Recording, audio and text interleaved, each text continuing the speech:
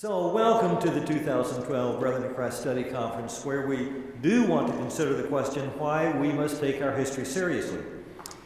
If we are Americans, and I think most if not all of us in this room are, then denial of history, like getting out of bed in the morning, is a perspective with which we are altogether familiar. Henry Ford perhaps put it best when he flatly proclaimed, "History is bunk." If Americans wish to say that someone is irrelevant to a particular situation, we often say to that person, "Your history." And American students typically avoid the study of history, believing as they do that historical studies are irrelevant to their lives today, just as they also believe that history has nothing to do with their lives tomorrow. The reason so many Americans think history is bunk has much to do with the way Americans have understood their country from the founding to the present hour. When this nation was new, Americans firmly believed that God, at the beginning of time, had endowed humankind with a host of primordial virtues and rooted those virtues in the natural order of things. We, that is, we Americans, defined those virtues as, you know the phrase, inalienable rights to life, liberty, and the pursuit of happiness. Over time, however, a whole succession of totalitarian regimes, often in league with the corrupted church, had driven those virtues from the face of the earth, most Americans believed. But now this new American nation had restored those virtues and made them available to the people of the earth yet once again. We catch a glimpse of the way those earliest Americans heralded this new nation as a restoration really of Eden and its virtues. When we hear, for example, Thomas Paine, perhaps the chief propagandist for the American Revolution, exult that, and I'm quoting now from Thomas Paine, "The case and circumstance of America present themselves as in the beginning of the world." Of the new American government, Paine wrote, "We are brought at once to the point of seeing government begin as if we had lived in the beginning of time." John Adams added that the United States of America have exhibited perhaps the first example of governments erected on the simple principles of nature. If Americans believe their nation had emerged from the Garden of Eden at the dawn of time, they also believe their nation would usher in the final golden age that would stand until time would be no more. No one made that point more clearly. So many people made this point, but no one did it more clearly than Lyman Beecher, that prince of the American pulpit in the early 19th century, and a weather vane of popular opinion. Here's what Beecher said: "Nation after nation, cheered by the American example, will follow in our footsteps till the whole earth is free. Then will the trumpet of Jubilee sound, and earth's debased millions leap from the dust and shake off their chains and cry, 'Hosanna to the Son of David.'"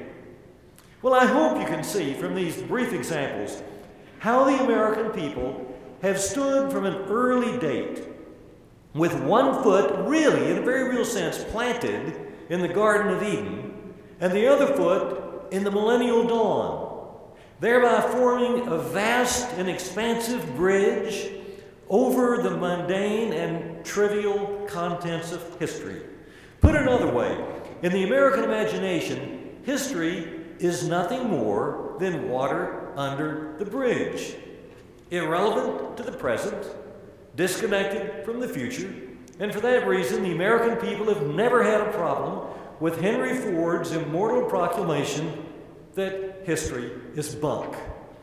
Now, if we wish to see this vision portrayed in graphic form, we need only consult the backside of the Great Seal of the United States.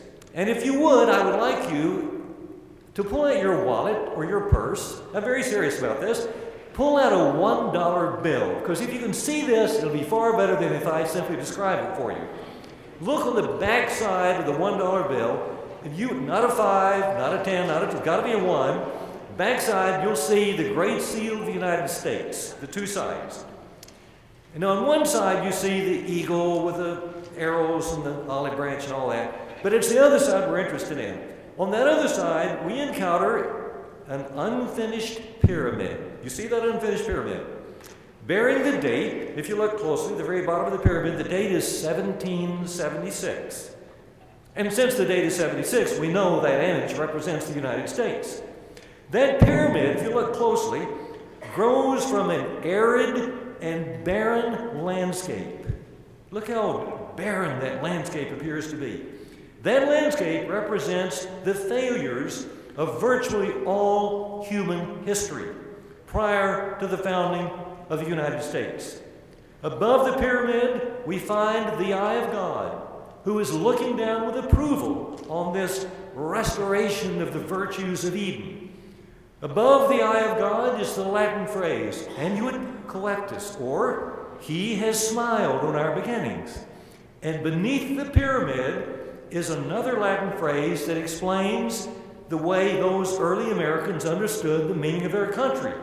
Novus Ordo Seclorum, or a new order of the ages. So here was a nation untouched by the hand of human tradition, unformed by the molding power of history, and a nation that had sprung, as it were, directly from the hand of God. That's the way they viewed it in the early 19th century. Now you must know why Morris Sider encouraged me to begin this conference with these brief remarks. Morris knows that the church in which I and my wife Jan were raised, and to which we still belong, is a church whose birth on the American frontier occurred just a few short years after the birth of this nation. My church is the Church of Christ, not to be confused with the United Church of Christ. You likely know nothing about this church, since it began in western Pennsylvania, western Virginia, and Kentucky, and then moved west as part of the Great Western Migration. And once it established itself in those western lands, I'm from Texas, for example, where the church is strong, it never came back east. Today, that church, with a membership of well over 1 million in this country, is strongest in a belt that runs from Nashville on the east to El Paso on the west. And when I say that the birth of this church occurred just a few short years after the birth of the nation, I'm making a terribly important point. For as a child born of the womb of the American nation, my church reflected for many years the negative judgment the larger nation made with respect to the value of history. Since the birth of our movement, early 19th century, one single concept both defined us and provided the reason for our existence. And that was the concept of restoration. I heard that word 1,000,000 times when I was a child, restoration. We believed that soon after the days of Jesus and the apostles, and certainly we thought with the emergence of the Pope in Rome, corruption had so completely invaded the church that the true church of Jesus Christ had simply been lost to the earth. But we also believed that our forebears on the 19th century American frontier had restored the one true church, and that the Church of Christ today, in remote and God-forsaken places like Muleshoe or Cut and Shoot, Texas, yes, there are places with those names, was identical in every essential detail with the churches the apostles established in places like Jerusalem or Corinth or Rome some 2,000 years ago. Further, we believe that the intervening history of the church from that time to this, the history of Augustine, Aquinas, Luther, Calvin, for example, was simply so much water under the bridge, inconsequential at best and dangerous at worst, and therefore better ignored.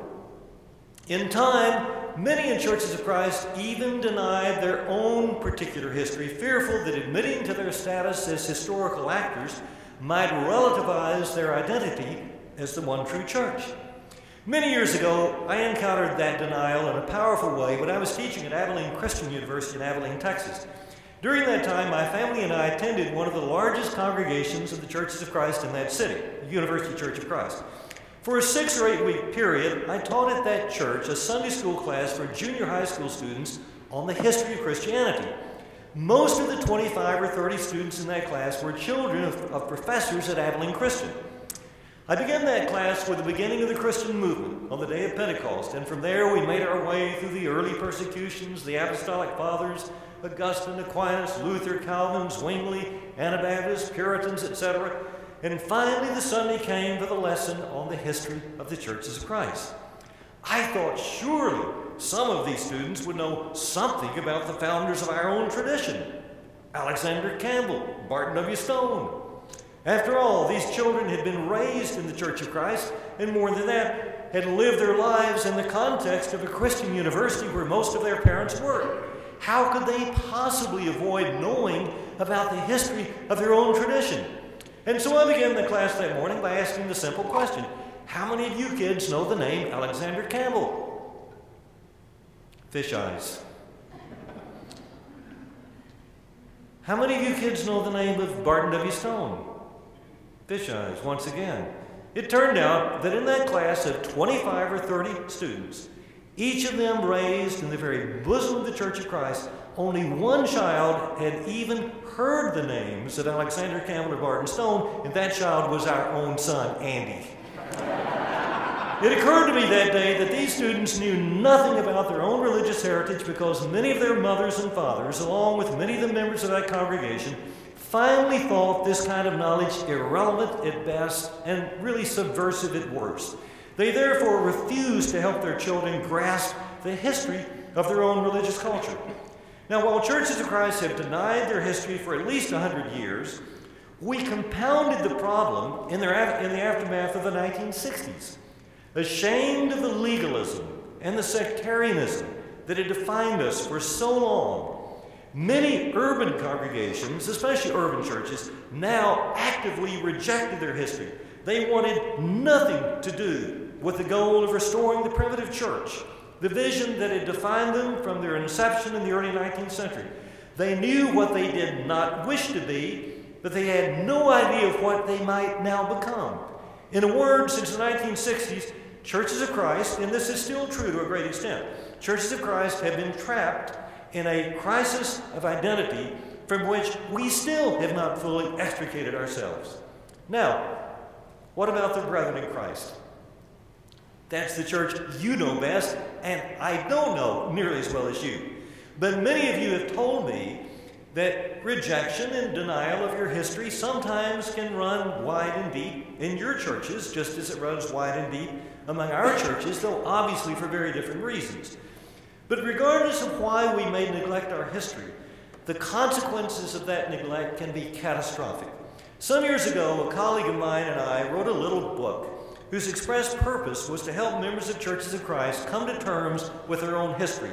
We called that book Discovering Our Roots. I want to read just a very brief section from that book's preface. What would our lives be like without the ability to remember the past? In an intriguing collection of medical case studies entitled The Man Who Mistook His Wife for a Hat, neurologist Oliver Sacks provides a vivid and disturbing answer. Sacks tells of a 50-year-old man named Jimmy, who as a result of alcoholism suffers from sustained memory loss. Jimmy can remember in great detail the events of his life until he was 20, but the years after that are a total blank. And even more devastating is the fact that when anything happens to him, he can remember it for only a few seconds. Imagine, he meets someone and talks excitedly with him or her, and yet in just a few seconds, that person becomes a total stranger once again. Every morning he wakes up, looks in the mirror, and is surprised to see a graying 50-year-old man looking back at him. Every day he gets lost in the halls of the sanitarium where he lives. He cannot play most games or follow the plot of a novel or a television show. Every few seconds, Jenny's world begins all over again. Behind his friendliness and childlike eagerness, there lies the infinite sadness and haunting loneliness of a man lost in time. Jimmy has lost his past, and that loss has emptied his present of meaning and clouded his future. Human life as we know and cherish it is not possible without memory. Without memory, we lose our identity. The same is true for Christian identity. without a memory of our origins and beginnings, of the perils and the triumphs along the way, and of the people who have shaped our faith, we, like Jimmy, will find ourselves wandering aimlessly, unsure of who we are or where we hope to go. Based on the history of my own denomination, I can tell you what generally happens when a conservative religious movement like mine forgets its origins and beginnings and the people who have shaped our faith, or when it rejects its reason for existence. In the world of American Christianity, conservative denominations without a strong sense of self typically flow willy-nilly into the world of American evangelicalism. There is really no other place to go. Max Lucado, for example, is perhaps the best-known evangelical author in America today. And Max Lucado is a preacher for the Church of Christ in San Antonio, Texas. Lucado symbolizes the transition the Church of Christ has made and continues to make from a very particular commitment to the restoration of primitive Christianity to a broad and generic commitment to American evangelical piety. And in the process, the Church of Christ has, in fact, lost a very great deal. For example, in the 19th century, the Church of Christ was perhaps the largest American denomination to commit itself to the biblical vision of nonviolent resistance. Today, that idea seems strange and alien to a church that has forgotten that commitment almost entirely. In the 19th century, many in churches of Christ refused to vote, preferring to labor in the vineyard of the kingdom of God instead of the vineyard of the American nation. Today, that commitment, if anyone can recall it, seems both odd and quaint. The point I want to make is simply this, that rejection and denial of history is a staple of American culture that can easily invade our churches. And now we want to ask about you, the brethren in Christ. Have you, like the Church of Christ, also in certain ways denied your history? And if you have, how has that denial shaped the life of your church? Should you reclaim that history, or even parts of that history, and along with it, the core of your identity? And if you think that you should, how can you best achieve that objective? And finally, how can pastors put the history of the brethren in Christ to good and productive use in your own congregations? These are the questions we want to raise and think about over the next several hours.